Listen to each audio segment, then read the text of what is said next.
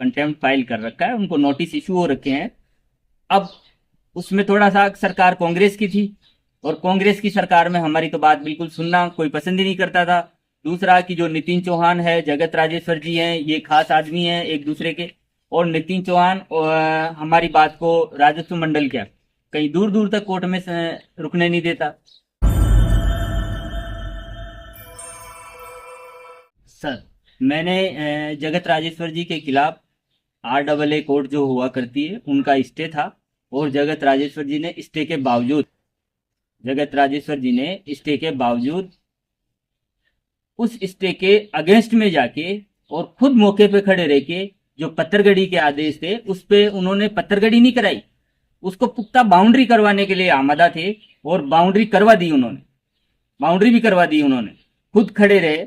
जबकि जो SDM साहब थे उनका दायित्व नहीं था कि वो खुद खड़े रह के करवाएं। अगर खुद खड़े रह के करवाते हैं तो बहुत अच्छी बात है, लेकिन मैं तो ये कहता हूं कि किसी और के भी तो जाके करवाना चाहिए। इतना क्या दबाव था उनके ऊपर, किस अधिकारी का दबाव था, या पैसे लेके बिके हुए थे, या क्या लफड़ा था उनका कि जो वो मौके पे खड़े रह के और उन्होंने पत्थरगड़ियां करवा दी। फिर हमने उनके खिलाफ कंटेम्प्ट फाइल किया है RAA में। जय हिंद, वंदे मातरम, जय जगत। सच की तलाश में किसी को अगर निकलना पड़े तो दूर दूर तक जाना पड़ता है, लेकिन हम राजस्थान की राजधानी जयपुर में आसानी से सच को पा रहे हैं। और सच ये है कि सच के लिए बहुत से लोग कठिन परिश्रम कर रहे हैं, जद्दोजहद कर रहे हैं, लेकिन झूठ का दबदबा इतना है कि सच दबा जा रहा है। ऐसे ही दबे हुए एक सच को निकालकर आपके सामने पेश कर रहे हैं। हमारे सामने एक ब्राह्मण परिवार के युवक बैठे हैं। परिवार के साथ अपनी सच्चाई को स्थापित करने के लिए लंबे अरसे से संघर्ष कर रहे हैं। मुख्यमंत्री से लेकर जिला कलेक्टर से लेकर SDM तहसीलदार तक लोग सब मौन बैठे हैं। क्यों मौन है, यह हम इनसे सुनते हैं। क्या इनकी परेशानी है, यह भी इनसे सुनते हैं। और जो परिवादी ये हैं और जो अपराधी माने जा रहे हैं, वो किस तरीके से अपने अपराध को अंजाम दे रहे हैं, अपने धनबल पर और अपने पहुंच पर वे किस तरीके से इतरा रहे हैं और झूठ को सच्चाई के ऊपर बल के साथ खड़ा कर रहे हैं और सच्चाई को रोंद रहे हैं, इनसे जानते हैं। आपका शुभ नाम क्या है? सर, मेरा नाम शुभ नाम गिरिराज शर्मा है, और मैं ग्राम गंवार ब्राह्मणान खेड़ी गोकुलपुरा सांगानेर का रहने वाला हूँ। आप जो हमारे पास जो खबर है वो ये है कि एक सरोज चौहान और उनके बेटे और उनके पति के द्वारा इस ब्राह्मण परिवार को कुचला जा रहा है, इनके हकों को मारा जा रहा है। क्या वो जो नितिन चौहान हैं और उनके जो लोग हैं, किन किन लोगों के सहयोग से इस कार्य को कर रहे हैं, इसके बारे में आप बताइए। सर, ये नितिन चौहान है, ये सरोज देवी चौहान का बेटा है, और इसके पिताजी का नाम चेतन चौहान है। ये बरकत नगर डी मधुबन कॉलोनी में रहते हैं। और सर, ये बहुत ज़्यादा पैसे वाला व्यक्ति है, और राजनीतिक पावर भी इसके पास काफ़ी अच्छी है। और ये सारे काम जो है उल्टे सीधे करने के लिए ही इस पावर का इस्तेमाल करता है। अब कभी तो सर ये कहता है कि भाई मैं मतलब गहलोत साहब का तथाकथित रिश्तेदार हूँ, कभी कहता है मैं साला हूँ। लेकिन चलो, जो भी है, अपन उसके बारे में क्या विचार करें। इसके सहयोग ये सर सहयोग लेता है बड़े बड़े IAS RS, इन लोगों के सहयोग से ये हमारे को बिल्कुल कुचलता जा रहा है। हमारी कोई भी प्रशासन में कोई बात होती है तो कोई हमारी प्रशासन सुनने के लिए तैयार नहीं होता। एक छोटा सा उदाहरण है।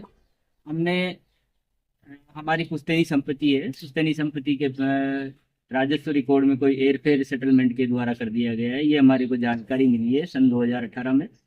तो हम सर इससे इसका रिकॉर्ड निकाल के, और फिर हमने उसका जो राजस्व रिकॉर्ड में जो खामियां थी उसको दुरुस्त कराने के लिए SDM कोर्ट के वहाँ गए। तो सर, हमारे को प्राइमरी लेवल पे हमने TI मांगी थी। उस वक्त जगत राजेश्वर जी SDM हुआ करते थे, और SDM साहब ने हमारे को स्टे भी दे दिया था। बट SDM साहब ने 2 मिनट बाद में हमारे को बोलते हैं कि भाई आप उस स्टे की कॉपी को वापस लाओ, मुझे कुछ करेक्शन कराना है। हमने साहब वो कॉपी वापस दे दी, हमारे को इतनी नॉलेज थी नहीं। तो उन्होंने उस पेज को फाड़ा और कहा कि कल आना, कल एक नया आदेश देंगे उसमें ये सब बीमारियां आपकी खत्म हो जाएगी। हम दूसरे दिन गए तो उस दिन से लेके आज दिनांक तक हमारे को जो प्राइमरी लेवल पे स्टे मिलना चाहिए था वो भी एसडीओ ने कभी नहीं दिया। हमने सर काफी प्रयास किया, तो हमारे को बाद में पता चला कि कोई अधिकारी इस चीज को सुनेगा नहीं। हम ऊपर चले गए, ऊपर चले गए तो ऊपर भी हमारे को न्याय की उम्मीद थी जो नहीं मिली। धीरे धीरे सर हम काफी सिविल कोर्ट भी इन्वॉल्व हो गए, बहुत सारे कोर्टों को शामिल किया है, बहुत सारे कोर्टों में अलग अलग तरीके के प्रकरण चले हैं। उस वक्त कोई सीएमओ में मतलब माली समाज से एक अधिकारी हुआ करते थे, उनका नाम देवाराम सैनी कुछ करते।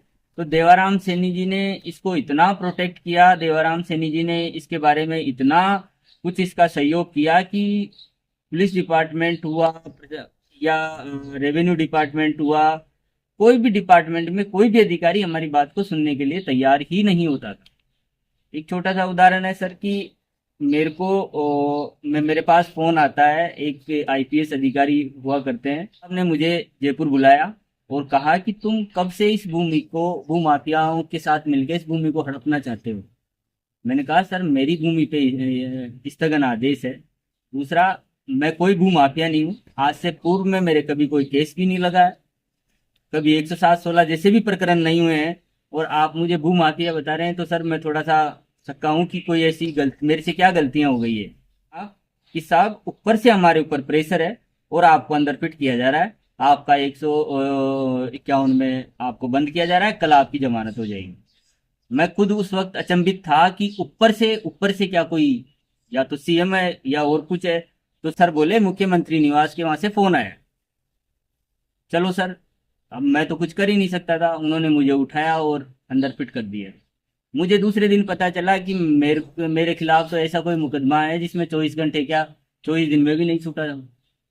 हमने उस पूरी एफआईआर की कॉपी ली, एफआईआर की कॉपी में इन्होंने मुझे मुजरिम बना दिया, 2 पत्थर चोरी और 1 फीट का तार चोरी।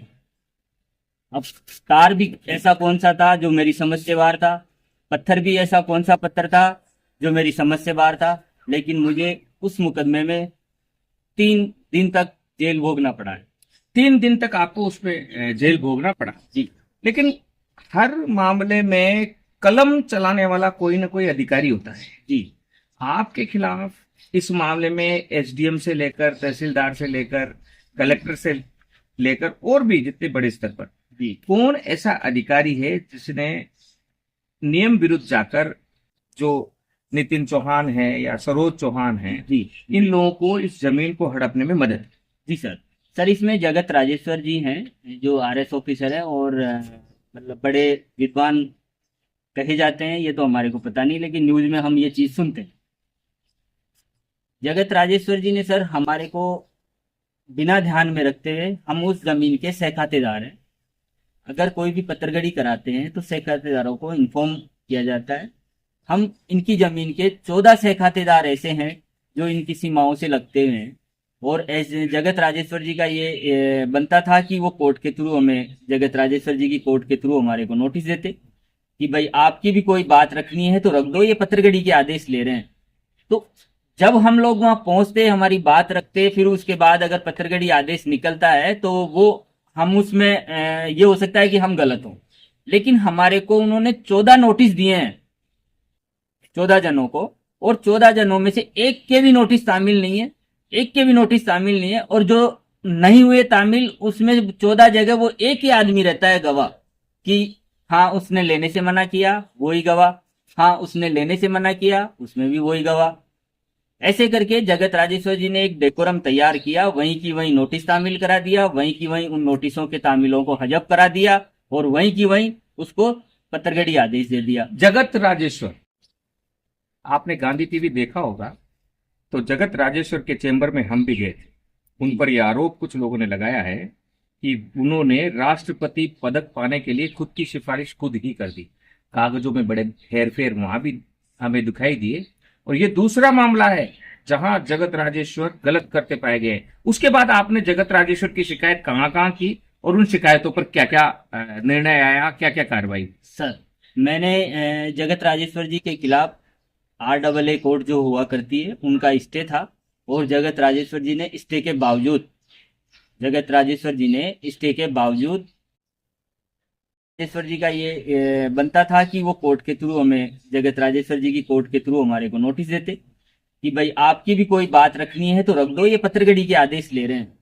तो जब हम लोग वहां पहुंचते, हमारी बात रखते, फिर उसके बाद अगर पत्रगड़ी आदेश निकलता है तो वो हम उसमें ये हो सकता है कि हम गलत हों, लेकिन हमारे को उन्होंने 14 नोटिस दिए हैं 14 जनों को, और 14 जनों में से एक के भी नोटिस शामिल नहीं है, एक के भी नोटिस शामिल नहीं है। और जो नहीं हुए तामिल, उसमें 14 जगह वो एक ही आदमी रहता है गवाह कि हाँ उसने लेने से मना किया, वही गवाह, हाँ उसने लेने से मना किया, उसमें भी वही गवाह।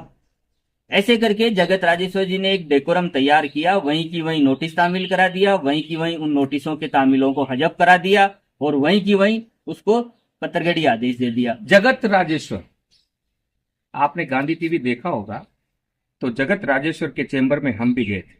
उन पर यह आरोप कुछ लोगों ने लगाया है कि उन्होंने राष्ट्रपति पदक पाने के लिए खुद की सिफारिश खुद ही कर दी। कागजों में बड़े हेरफेर वहां भी हमें दिखाई दिए।